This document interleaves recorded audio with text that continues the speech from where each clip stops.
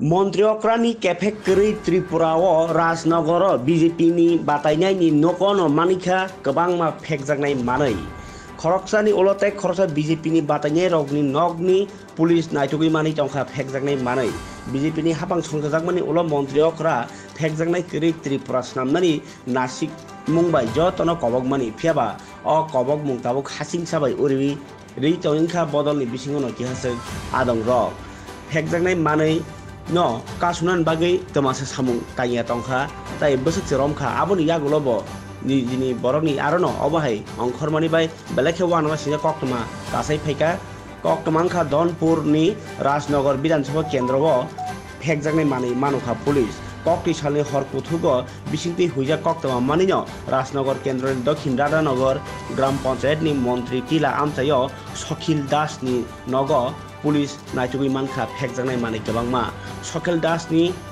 देवालनि नगन नायथुगै मानखा पुलिसक एसकप सिराप 297 टा बटल ताई 10 केजी सिडी करान फियाबा नकनि मालिक सकेल दास न पुलिस रमि मानलिया नग पुलिसक नि फाइना हनै खनावै खारि थांजाक सकेल दास अ सकेल दास दक्षिण राधानगर ग्राम पञ्चायतनि 5 नং आसुक थाइनि 2 नং वार्डनि बिजेपि बदलनि कायसा साइजाक बातायनाय अ बातायनाय नगन फेकजानाय माने माननाय बाय बेलाखे अर नांलायखा बोता रगनि बिसिङाव बाहायनो बेलाखेनो नेगेटिभ बखा फाइ टंबायखा पुलिस केरंनि बिसिंतै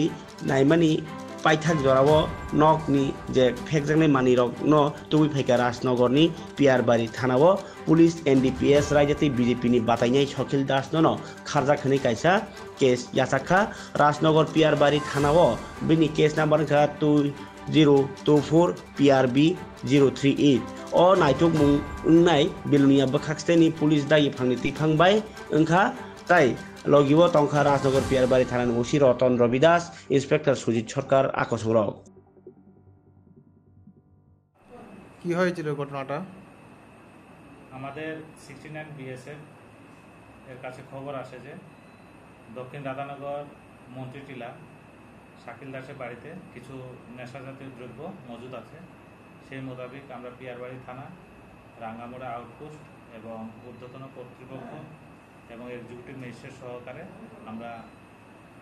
মন্ত্রী টিলা শাকিল দাসের বাড়িতে যাই এবং সেখানে স্থানীয় লোকজনদেরকে ডেকে ওনাদের সাহায্যেতে আমরা ওনার বাড়িতে তল্লাশি করি। ওনার বাড়িতে তল্লাশি করে আমরা